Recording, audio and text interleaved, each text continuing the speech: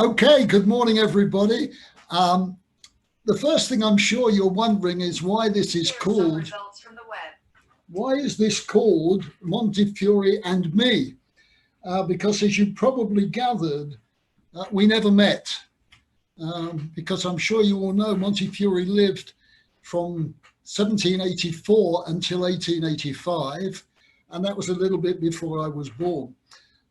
By the way, you'll find if you ever look up Montefiore's history, that many places they refer to the fact that he lived to the age of 101, because people say if he was born in 1784 and died in 1885, he must have been 101.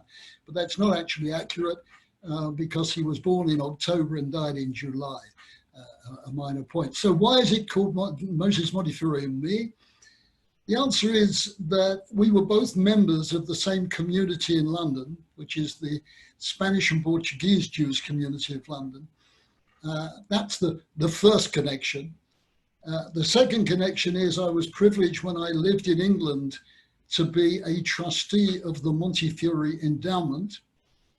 The third connection is that, and you'll hear about a lot more about this later, that he left an enormous amount of money in his will, and much of it was put into the Judith Lady Montefiore College, which was named after his wife Judith. And I was lucky enough to be the treasurer of the Judith Lady Montefiore College. So those are a few of the connections. Just a little story to start off with. Montefiore, as you know, was literally world famous, not just here, and I'm going to talk a lot, of course, about here. You'll see the background. I have the Kotel, and I'm sure many of you know that the stones in the Kotel are not all Herodian. The ones at the top were actually put there by Montefiore on one of his 7 visits to Israel. And the reason, by the way, they were put there, interestingly, is that he saw that, unfortunately, Muslims who were on the Temple Mount were throwing stones at Jews. This is the middle of the 19th century, throwing stones at Jews who were praying at the Kotel. And in order for them not to be able to have much volition on the stones, he actually added all of those small stones at the top of the Kotel, so that at least if they threw stones, they would only, as it were, be able to throw them upwards, and they wouldn't therefore be able to do much damage. Let's start at the beginning. Because he lives to the age of 100, there's an awful lot of history. And I tried to split it into various different sections. So the first section, let's just talk about his life. He was born in a place called Livorno in Italy. As you know, Montefiore is an Italian name. Why was he born in Livorno? He was born in Livorno because his parents were there. His father was a bullion dealer. And his father at one time was a very wealthy guy. He chose to trade from Livorno because, as opposed to almost everywhere else in Europe at that time, and we're talking, bear in mind, at the end of the 18th century, Jews were not very welcome. But in Livorno, they were welcome. And in fact, there were many hundreds of Jews, perhaps thousands, who went to live in Livorno in order to be able to trade in Livorno. By the way, for some reason, which I've never discovered, Livorno in English is called Leghorn. It's a strange name. But in any event, he lived there until he was 3 years old. And his parents then went back to London. And they were, as I say, a pretty wealthy family. His mother actually was a Makata. And the Makata family to this day are still very active members of the Spanish and Portuguese Jews community of London. Just a little story about the Makata family. I don't know how many of you are originally from England, probably not very many from the look of the names. There was a famous member of our community. He was actually the chairman of the president of the board of elders of the Spanish and Portuguese community, called Sir Alan Makata. He eventually became Lord Makata. Because he was a high court judge. And in the Spanish and Portuguese Jewish community of London, unfortunately, there have been many occasions where there's been a major machloket. And in one particular occasion, I like to call it the Wars of the Chachamic Succession. This is in the early 1970s when the then Chacham Solomon Gaon retired, and there were two rabbis who'd been promised the post.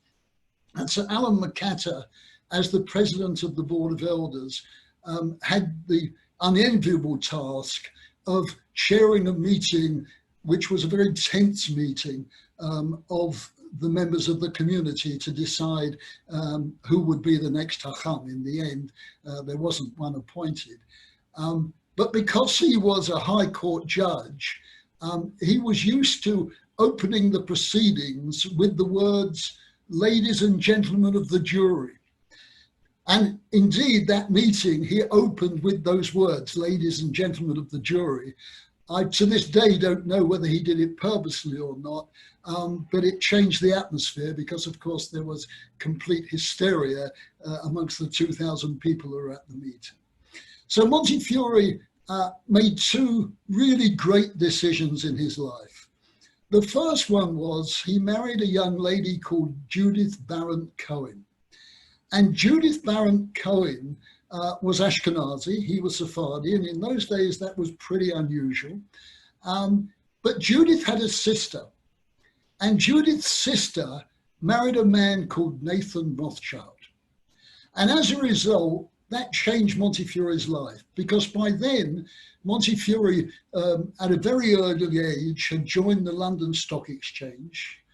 He actually, before that, had to leave school early. He worked in a grocery shop and did other odd jobs because the family got into financial trouble. But he went to the London Stock Exchange and became, in 1806, one of only 12 Jewish members of the London Stock Exchange. And as a result, when his brother-in-law became Nathan Rothschild, he started acting for the Rothschild family as their stockbroker. That was a major change in his life, because just prior to that, he had actually been conned by a client who in the end owed him £30,000 sterling, which is a few million today. And in fact, he was in such debt as a result, it took him 10 years to pay off. But fortunately, he became the stockbroker to the Rothschild family. And as of course you know, the Rothschild family were already by then incredibly powerful. We're talking about the beginning of the 19th century. And I'm going to show you in just a minute one of the results of that friendship and family tie. But as a result of him being extremely successful, he, Montefiore, was made a sheriff of the City of London. The sheriff, in a way, was a little bit like mayors today, particularly in the United States and Israel. They basically ran the city. And here he is in uniform as the sheriff. He subsequently, as a result of being a sheriff of the City of London, actually got knighted by Queen Victoria. And interestingly, it said, I have no proof of this, that the reason he got knighted was because of the fact he actually wrote to Victoria and said words to the effect of, "Isn't it about time you gave me a knighthood?" So as a result, he became Sir Moses Montefiore. And as is custom in the United Kingdom, she, his wife, became Lady Montefiore, Lady Judith Montefiore. He, that is Montefiore and Rothschild, then got involved. By then, Montefiore and Rothschild were major financiers. Sorry, that wasn't meant to happen yet. They were major financiers. And this is the most amazing story. I came across this tweet from HM Treasury, that is the finance department of the government of England. And it reads, in case you can't read the bit at the bottom, did you know, "Here's today's surprising Friday fact. Millions of you helped to end the slave trade through your taxes." This is, of course, particularly relevant today. And what it says is that in 1833, Britain used £20 million, which was 40% of its national budget, to buy freedom for all slaves in the empire. The amount of money borrowed for the Slavery Abolition Act was so large it wasn't paid off until 2015, which means that living British citizens helped pay to end the slave trade. This was actually a remarkable story because 15 million, that is equivalent to about 250 billion today, of that 20 million was lent by Nathan Mayer Rothschild and his brother-in-law Moses Montefiore. That is the most incredible amount of money. And what is remarkable is that when this tweet was issued, it was very soon withdrawn. And the reason it was withdrawn is because of the fact, saying millions of you helped end the slave trade through your taxes wasn't actually true, because in fact, it wasn't really ending the slave trade. The money in question was actually paid to slave owners to persuade them to give up their, quote, ownership of the slaves. It was withdrawn, understandably. I wrote to HM Treasury to get more information, and under the Freedom of Information Act, they stated that the amount that was repaid, this is in 2015, was £218,388,715. What they weren't clear about, and that is to repay the 15 million that was lent. What they weren't clear about, they said they didn't have records, was how much had actually been repaid previously and how much interest had been repaid. But it's an incredible, incredible number. Now, he, that is Montefiore, continued as a stockbroker, but interestingly, only until the age of 40, because by then he was already so rich that he could announce his retirement. And he said he was going to devote the rest of his life to the Jewish people. Now, he and I have another connection, and that is this synagogue, Bevis Marks Synagogue in London. A little family story.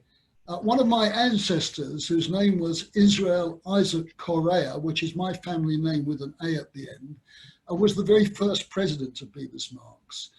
You should know that, I'm sure you do, that Cromwell, the Jews had been expelled from England in 1290, and Oliver Cromwell, who for a fairly short time became what was called Lord Protector, they abolished the royal family for a short time. Oliver Cromwell was a religious Christian, and Oliver Cromwell decided to allow the Jews back into England in 1656. My family were one of those families who were allowed back. My family, in common with many others, left Spain in 1492 at the time of the Inquisition. They went to Portugal. The Inquisition eventually got to Portugal, and they then went to Amsterdam in Holland. And in 1656, many of them were allowed back as a result of a petition led by a man called Menashe ben Israel, a rabbi from Amsterdam. My ancestor, Israel Isaac Correa, was in fact asked to become a parnas, which is a gabbai of the community, in 1700. And for whatever reason, he refused. And believe it or not, because he refused to serve the community, he was fined. And he was fined the sum of £10, which was a vast amount of money. I did some research. I found that the Chacham, the chief Sephardi rabbi of the day, in those days was earning £15 a year. So you can imagine, £10 was a fortune.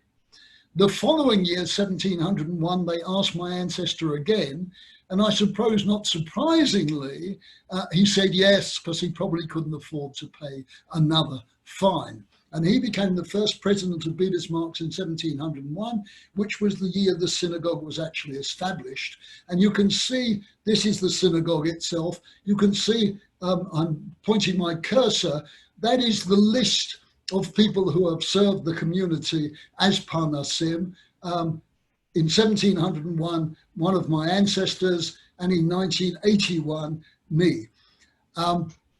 There's a very interesting fact regarding Bevis Marks Synagogue in relation to Montefiore.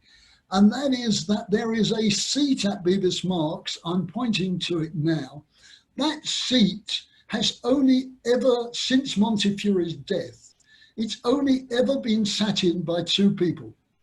One of them is Tony Blair, when he was Prime Minister, and when, for the 350th anniversary of the synagogue, he was invited. And the other one is Prince Charles. That seat, as I say to this day, is roped off so that nobody else can sit in it. Lovely, lovely synagogue, which, as you can see, has these wonderful candles. It's now lit partly by electricity, but on days like, for example, on Tisha B'Av, they only light the synagogue with candles. It is, by the way, a copy of the Spanish and Portuguese synagogue, the Snoga, in Amsterdam, in Holland. To continue, Montefiore lived in London. In fact, he lived in a place called Park Lane. Park Lane, some of you may know, is probably the most expensive property road in London, probably in England. And I discovered during my research that Montefiore lived at number 99 Park Lane. At number 93 Park Lane lived Benjamin Disraeli. Now, Benjamin Disraeli and my family also have a connection, because you may know that Benjamin Disraeli actually converted to Christianity. And the reason he converted to Christianity was because of the fact his father was asked to serve as a parnas of Bevis Marks Synagogue. This is some 20 years after my ancestor. Sorry, 120 years, in the 1830s. And he refused. But not only did he refuse, but he refused to pay the fine.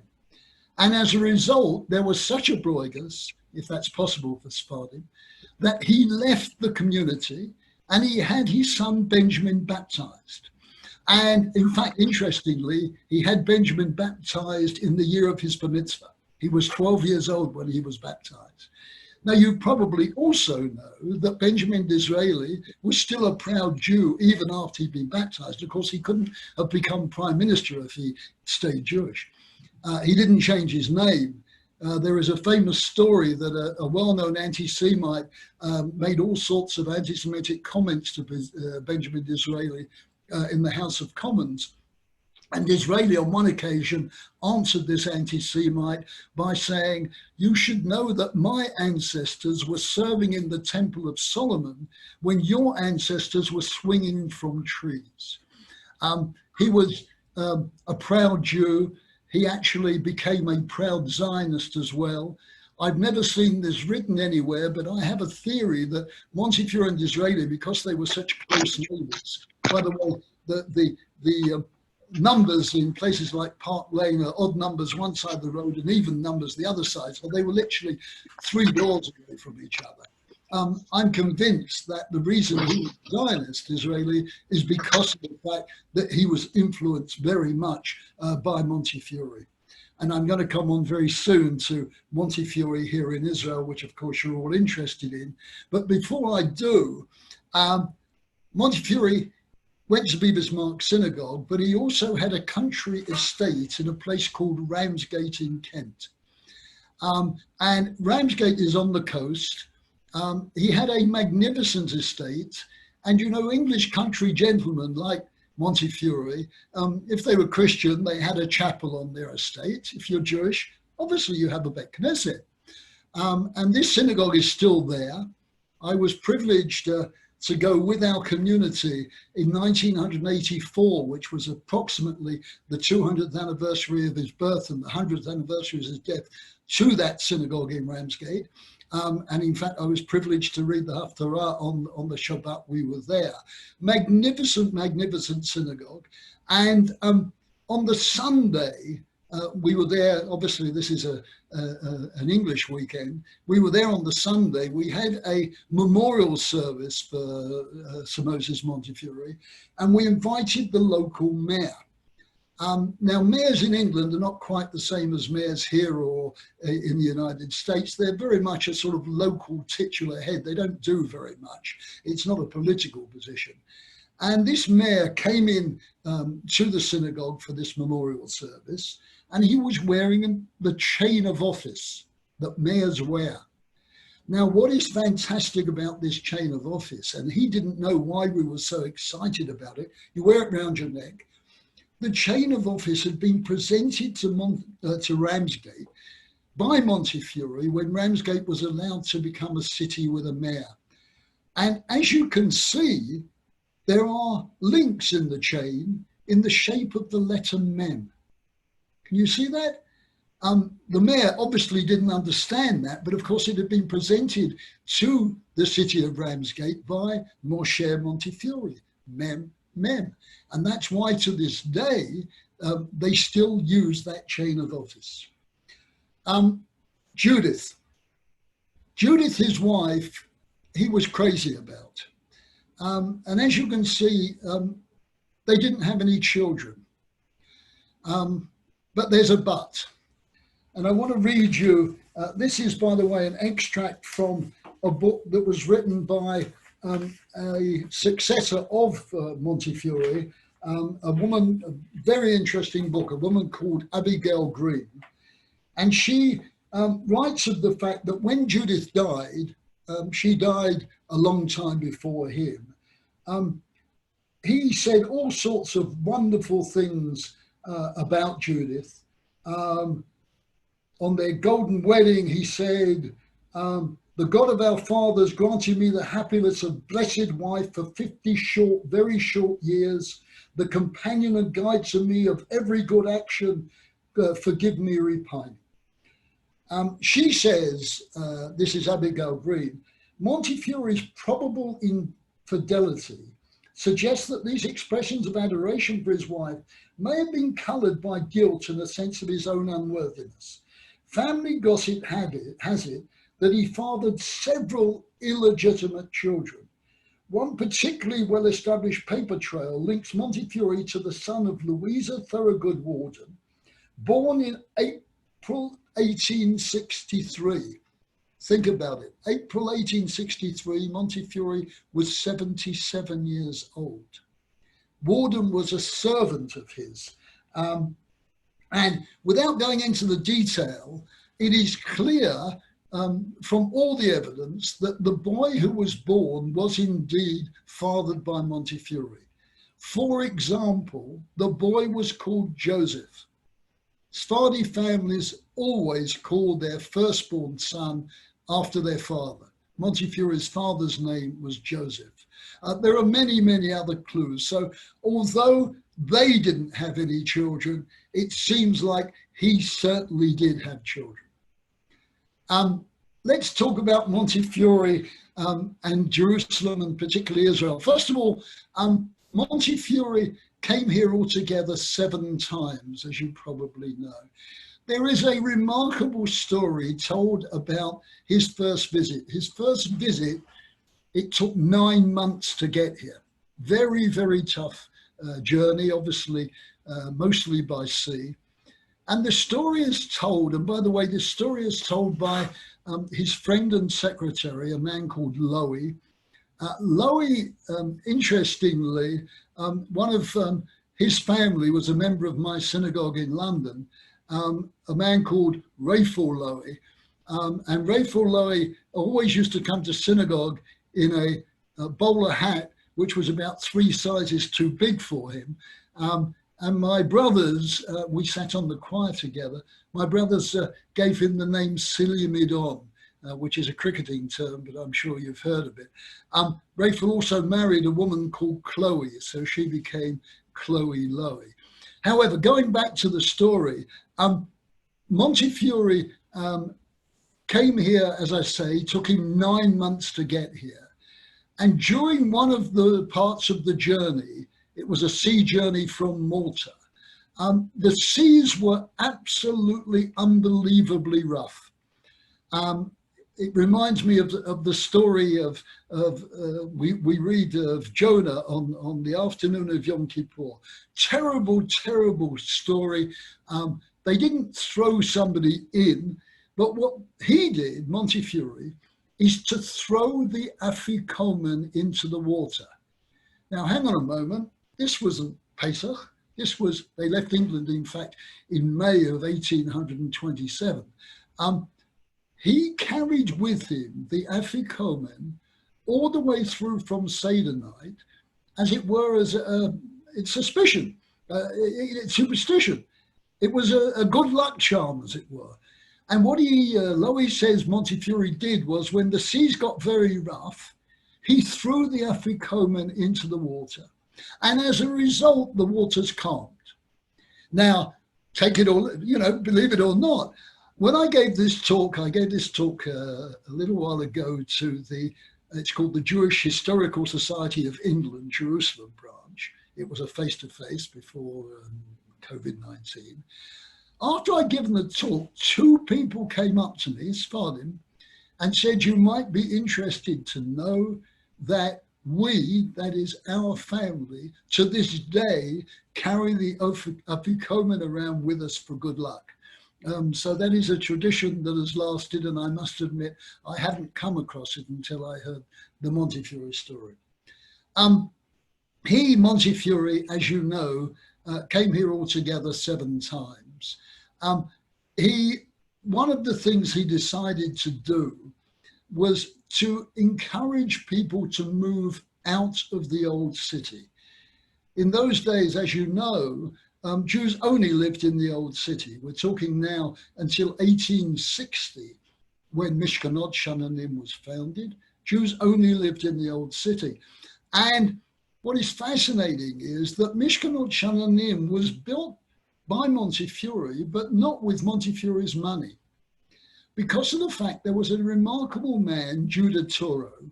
And Judah Toro, who was an American Jew, made an absolute fortune, mostly in property in New Orleans. Initially, although his father was actually the Chazan of the synagogue in Rhode Island, he in Newport, Rhode Island, which became, of course, the Toro synagogue. Judah Toro, to begin with, was very philanthropic, but mostly for Christian stuff. Gave a lot of money to local churches, eventually to churches all over the United States, and only in comparatively later years, as it were, became more thoroughly Jewish. He had heard of Montefiore. They'd never met, and he knew of Montefiore's great works, and he decided in his will, and this is the most amazing part of the story, he died in the 1850s, he left in his will for philanthropic causes about $500,000 in 1850. Of that, he made Montefiore an executor in relation to $60,000, which he said he wanted Montefiore to spend as he saw fit in Palestine, as it then was. And initially, Montefiore was going to build a hospital with it. Eventually, because hospitals already being built in Jerusalem, he built Mishkanot Shananim. Interesting name. Why is it called Mishkanot Shananim? It's from Yeshayahu. It's a sort of peaceful dwelling places. Why? Because of the fact they wanted to persuade people to move out. They thought if they called it something like Mishkanot Shananim, peaceful dwelling places, people would indeed move out. They also, interestingly, and you can still see to this day, the crenellations on top of the building are exactly the same as the crenellations on the top of the walls of the old city. Not coincidence, of course. The idea is to give people the comfort that if they had the security in the old city, they also have the security in Mishkanot Shananim. Remarkable way of spending the money, still used, of course, to this day. And Montefiore also decided that he wanted people to have gainful employment outside the walls of the city, which is why he built the windmill.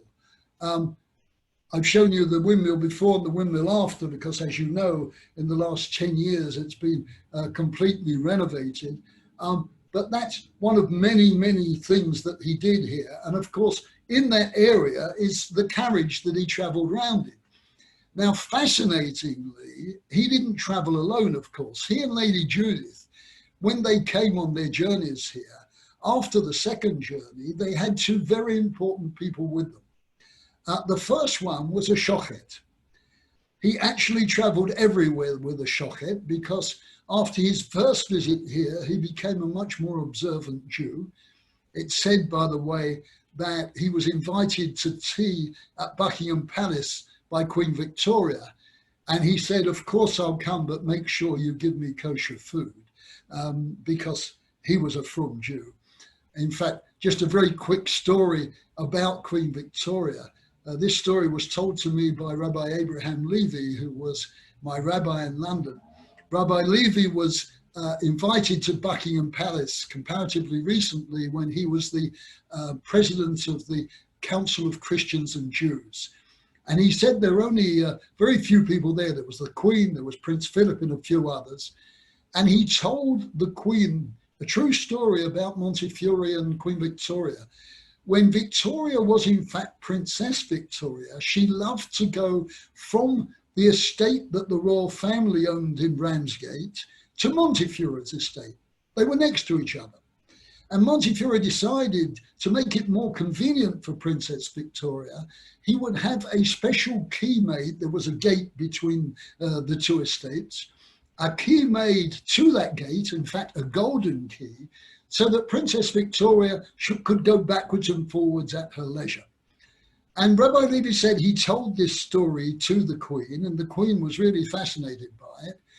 And a few weeks after this lunch that he had at Buckingham Palace, Rabbi Levy got a call from Buckingham Palace to say, Rabbi Levy, you might be interested to know, the Queen was so fascinated by your story of the golden key that we've looked in the archives and we found the golden key in question. And we've made a copy of the golden key to give you as a souvenir. Lovely story. Now, the Montefiore carriage, you can't see it very well, so I've blown it up, has his coat of arms, because as he was Sir Moses, he became also subsequently a baronet, he was entitled to a coat of arms. This is a unique coat of arms. Here it is. And you can see the word Yerushalayim on the blue flag. I think, in fact, I'm sure it is absolutely unique. There is no other coat of arms of any, with anybody with a peerage in the UK, with any Hebrew writing on it, let alone Yerushalayim. That's his motto, by the way, think and thank. Nice motto to have.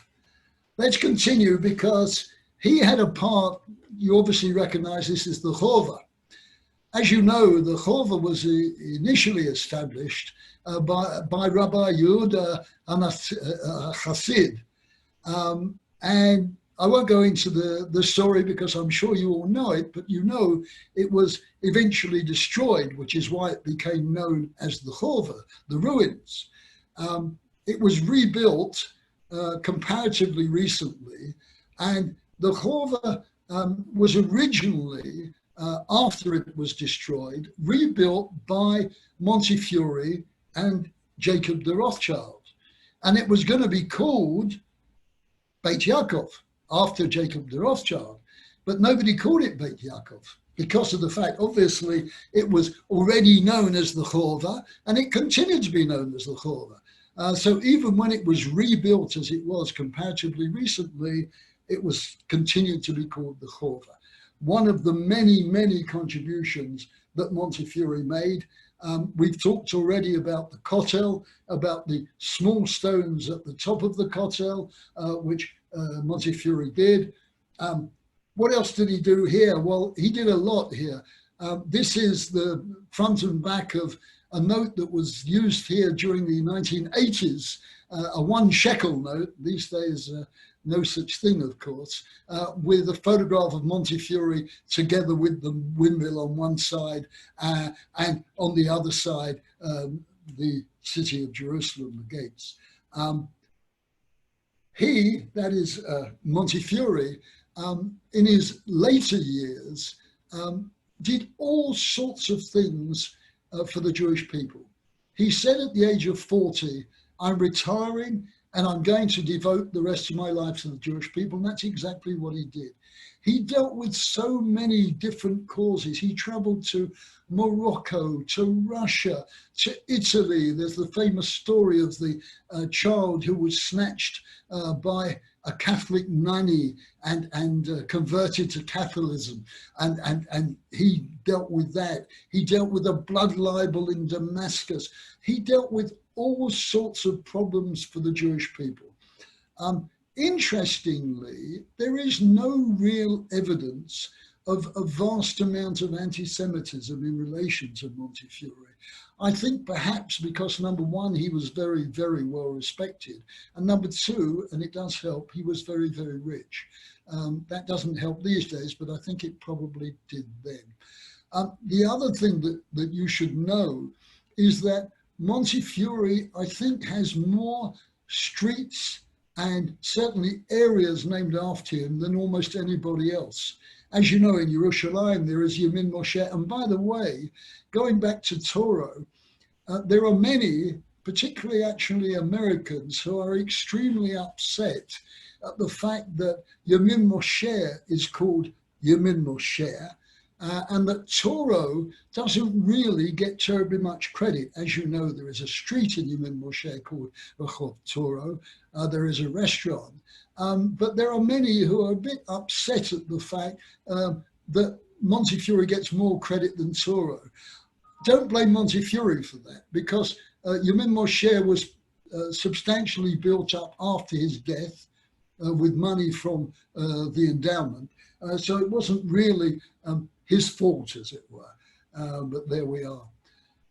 When they came here, she, that is Lady Judith, was very, very taken by Kever Rachel. And she decided that in Ramsgate, they would be buried in a mausoleum, which, as you can see, no coincidence, looks like Kever Rachel. I should say looks like Kever Rachel used to look, because as you know, Kever Rachel these days is so surrounded by security, it isn't quite what it used to be. There has been talk of moving that mausoleum from Ramsgate to Israel, to Jerusalem specifically. It hasn't happened primarily because members of the family were not keen on the idea. They felt if Lady Judith wanted to be buried together with him in Ramsgate, that they should continue to be. Interestingly, the synagogue in Ramsgate is still used, even though there is no Jewish community there anymore. And it's still used because of the fact Ramsgate has become a very popular place for Haredim from London. They go to Ramsgate for their holidays after Tisha B'Av, primarily because of the fact there is a synagogue there. Now, of course, when they have services in that synagogue, it's not exactly in accordance with the custom of the Spanish and Portuguese Jewish Congregation of London. But obviously you can't stop Jews wanting to pray in the synagogue. I'm going to finish off with a couple of stories. First of all, this is, I hope you can read it, this is an advertisement that appeared in the Illustrated London News. And you may not be able to read it, so I'll read it to you. It says, it's a photograph of Montefiore. It says, all may not reach Sir Moses Montefiore's great age, but all may prolong their lives and add to their enjoyments by smoking Allen and Ginter's absolute pure cigarettes and tobaccos. How things have changed. No health warning there. The other story I want to tell you, and I'm happy to take any questions, is the story that is told of Montefiore being invited to a lunch in the City of London and being sat next to a notorious anti-Semite. And this anti-Semite said, oh, Sir Moses, he said, I've just been in Japan. And Japan is an absolutely wonderful place because there are no pigs and no Jews. To which Montefiore replied, in which case we should both go and then there'll be one of each. Thank you very much. I'm happy to answer any questions you may have. John, that was great. Oh, sorry, one second. That was really very interesting. It was great. Anyone have any comments or questions? Daria Short has got her hand up. Unmute, please. Daria? No, I was just applauding. That was great. Thank you very much. Thank you. I should mention, by the way, because I can see that there are quite a lot of ex-Americans, that of course Montefiore, although he never went to the United States, Montefiore actually has his name on all sorts of places in the United States, including in Manhattan, a hospital, the Montefiore Hospital, which interestingly opened its doors literally on his 100th birthday. And on his 100th birthday, by the way, they say, first of all, everybody got the day off. The average age of English men in those days who died was 50. And yet, remarkably, he lived to the age of 100. Quite remarkable. Okay, in the Bronx. I apologize. My American geography is not as good as my Israeli geography. Any other questions? Or? Yeah, John, I have a question. Sure. When you talked about the Kotel, about the upper stones being put there by Montefiore so that the Muslims on top couldn't throw things down on the Jews, they're sort of two different sizes of stones. They're pretty big ones, but much smaller than the original Kotel stones, and then they're little bitty ones. Did he put all of those, or no? The ones, as it were, between the Herodian and the small stones at the top were put there during the Byzantine period. He didn't have anything to do with those. Okay. Only the small ones, only the very small ones. Exactly. Okay, thanks. Okay. John? Yes. This is Helen. Hi. Tell me, is Sacha Baron Cohen a descendant? No, because he's Baron Cohen and she was Barent Cohen. Oh, Barent. Okay. Got it. Thank you. He's amazing. He's apparently infiltrated some far-right group this week. Did you read about it? Yeah, I read that. Yeah. He was at school with my children in London. He's quite a character. He went to a Jewish school. He went to Carmel College. Yeah. No, he went to JFS as well. Yep. I know he was at Carmel with my nephew. Oh, really? Who's your nephew? Joel Drapkin. Oh, no. Okay. Any more? I have a question, John. It's Lauren. Hi, Lauren. Can you just go back to that wonderful story of the gate and the key that he had made? It was for Princess Victoria. She was young. Before she became Queen Victoria, she was Princess Victoria. She actually has just been overtaken by Queen Elizabeth in terms of the number of years as well. She reigned from 1840 until 1904, and the Queen has just overtaken. So the story was that she wanted easy access. I'm told, by the way, that Montefiore's estate was much grander, interestingly, than the royal estate, and she wanted easy access, which is why he had this golden key made for her to get through the gate. A remarkable story. And who made the key? Who did they make the copy of the key for? The golden key was made by Montefiore, and the present queen has made a copy of it for her. Which? Well, Somebody Lauren, we can hear you. Sorry. I'm trying to find who's talking. Go ahead. Sorry, continue. No, I finished what I was saying.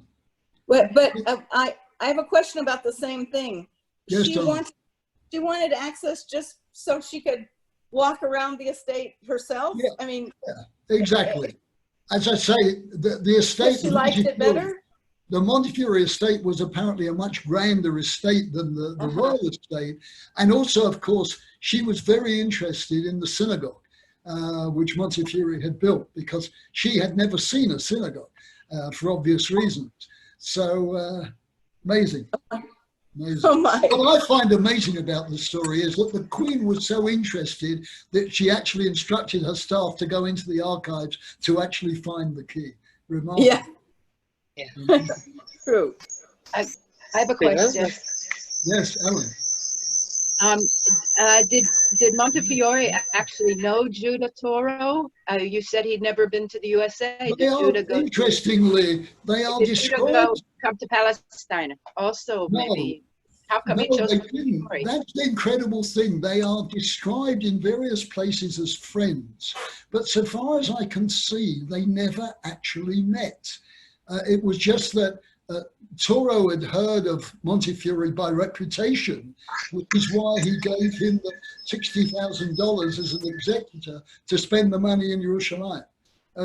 Remarkable that they never met. Amazing. Yeah, it is. By the way, you should know also You know there was a major dispute which has now been settled. There are very many people who believe that the Toro Synagogue is the first synagogue in the United States, but there is a synagogue many of you will know, I'm sure, called Sherit Yisrael in New York. And they claim to be the first. Right. But there was a major dispute between the two Batei Knesset, which has only recently been dealt with by the courts, by the civil courts, interestingly, in relation to a Sefer Torah that was originally in the Toro synagogue. And then when the Toro synagogue literally ceased to exist, although the building's still there, but ceased to be practicing, it went to Sherit Yisrael in New York. And Toro then reopened and sued Sherit Yisrael in New York for the return of the Sefer Torah. Eventually it was found by the courts in favor of Sherit Yisrael. Remarkable. Very recent, very recent. Any more for any more? Yeah. Do you know if Judah Toro ever came to Palestine, Israel? So far as I can see, no. I recently checked, and so far as I can see, he never came. And he never went to England in order to meet Montefiore? As so far as we know, no. Of course, travel between the United States and England in those days was pretty unusual. Very unusual, in fact. Right. Thank you. Super. Thank you. Very interesting. I hope you enjoyed it, and lovely Very to much. see you all. Judy, thank you for organizing as always. My pleasure. John, this was great. Thank you very much. And guys, Thank you. we're going to take a break until next week.